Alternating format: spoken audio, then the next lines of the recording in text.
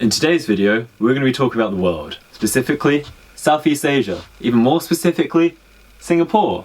This is going to be a 5-part series to follow up the Making Stuff trilogy. First of all, I want to say a humongous thank you for the good reception I received in those last videos, with my new style.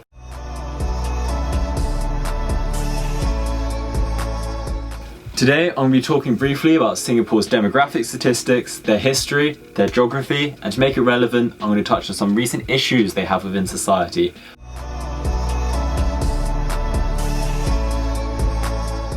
As of 2018, Singapore has a population of 5.6 million people, with a population density of 7.8 thousand people per kilometre squared, and in comparison, London has 1.5 thousand people per kilometre squared. Notably, Singapore has the third highest life expectancy in the world, being 85.73 years old, which is hey, that's pretty old. This insinuates that they have a high quality of life and that their standard of living is also pretty good. It has a median age of 40.8 and it forms a constructive population pyramid if you write it all down, which is here. Very cool. Singapore's population is roughly 74.3% Chinese, 14% Malaysian and 9% Indian, insinuating it's kind of diverse. Its population consists of 49% men, 51% women, and they currently have their first female Prime Minister.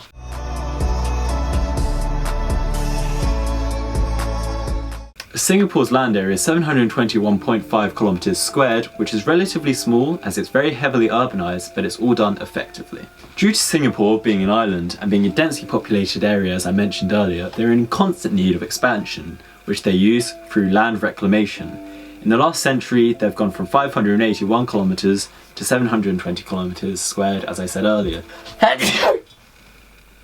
Singapore's climate is one of the tropical rainforest, where it defies the western 4 seasons and it's constantly hot and humid. It has around 2,300 millimeters of rain per year, and it always hovers around the 27 to 33 degrees mark, which is far too hot for my frail British body.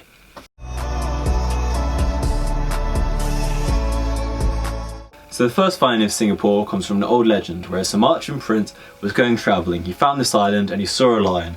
Lions are a symbol of good luck, so he decided to set up a city there called Singaporia, which means the Lion City. However, this is just a legend and there are many doubts about its reality or its truth.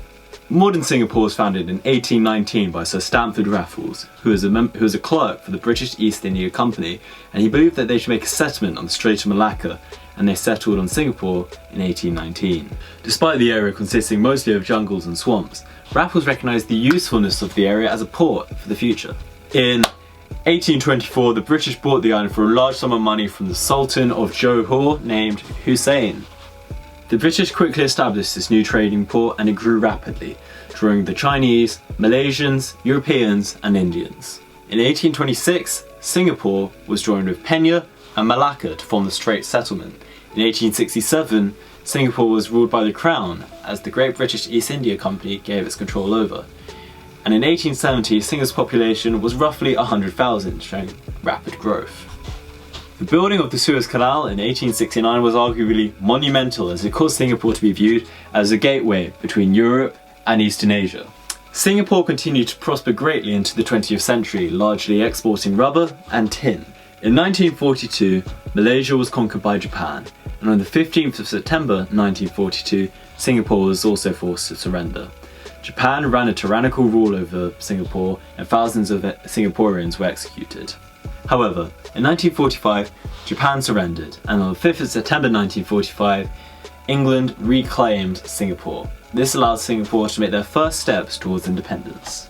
In 1946, the Strait Settlement was dissolved, causing Singapore to be temporarily separated from Malaysia. The People's Action Party, which was formed in 1954, proved to have large political influence in Singapore's future, as in 1957 they won 41 out of 53 seats.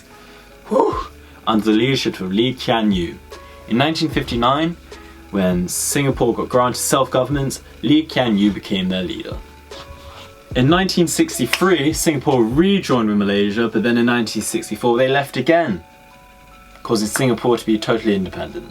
From 1965 to 1990, Singapore experienced rapid economic growth, causing it to be classified as an NIC by the end of the 1990s. However, the government used arguably authoritarian methods to control this, and the population was heavily restricted. In 1990, Lee Kuan Yew resigned from Prime Minister and Chok Tong was introduced, who had a more liberal viewpoint. Throughout the 2000s, Singapore continued to grow as an attractive tourist destination, and in 2010, when the Marina Bay Sands Resort was opened, Singapore enjoyed a 14.7% economic growth, which was the highest ever recorded. In 2017, Habimat Yaakob won the election, becoming the 8th president and the first female president of Singapore.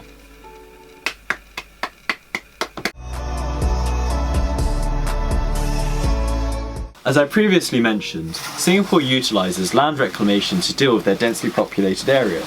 However, the extent of the densely populated area insinuates that this is not a sustainable way to live. Singapore has encountered recent issues with sand, as in 1997, Malaysia announced a ban on all exportation of sand to Singapore, resulting in an increase of sand smuggling. Similarly, in 2007, Indonesia also announced a ban against exporting sand to Singapore, which is an issue, as that year, Indonesia had imported 90% of Singapore's sand. Then, in 2009, Vietnam and Cambodia followed with similar measures against Singapore. The oversaturation of people combined with the industrialisation has had dire consequences for the environment, specifically the marine flora and fauna.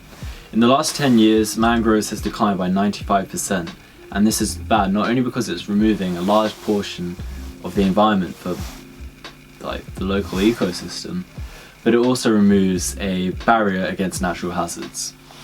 This results in increased erosion, organic pollution and a massive loss of coral reefs, which have halved from 110 kilometers squared to 54 kilometers squared. Singapore also has a 28% extinction rate for its natural flora and fauna.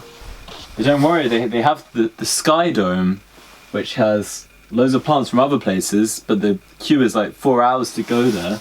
So it sucks. So when you're there for a layout and you only have like 2 hours and you pay $50 for a ticket, you can't even get in there because the queue's so long, and then you just wasted $25 because it's actually free to get into the gardens by the bay, and then you're really sad. And you're like, why is it so long? And they're like, I don't know.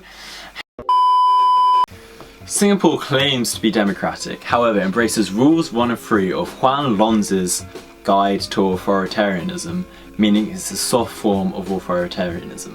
The US State Department essentially says that the Singaporean government attacks any critic of the government with a defamation lawsuit in an attempt to intimidate and quiet any form of opposition to their government. If they get found guilty of this defamation lawsuit, they get hit with either a large fine or up to 2 to 3 years in prison.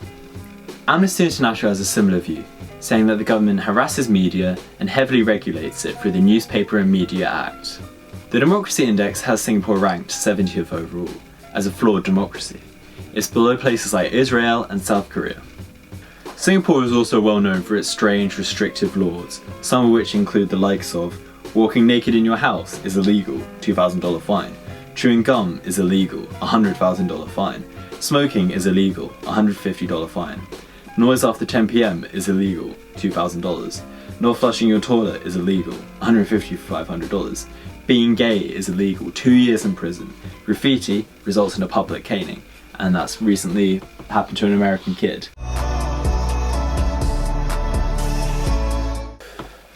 The more I was in Singapore, the more I spoke to the locals, and I noticed a resounding similarity. All of the individuals were happy as family people. They were happy that their children had a safe environment to grow up in.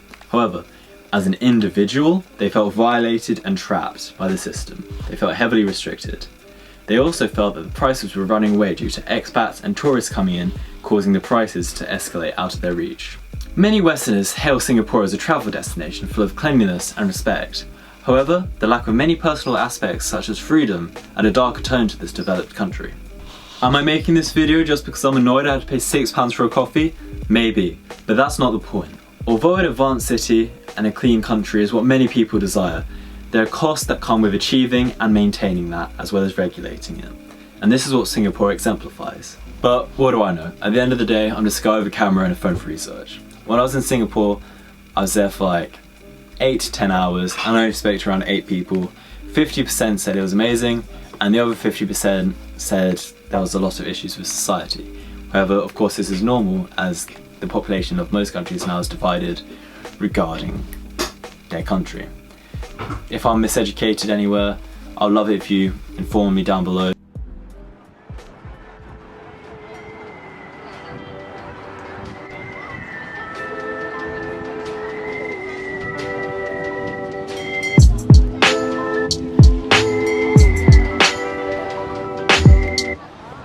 I gave birth to your whole style and feel. How do it feel?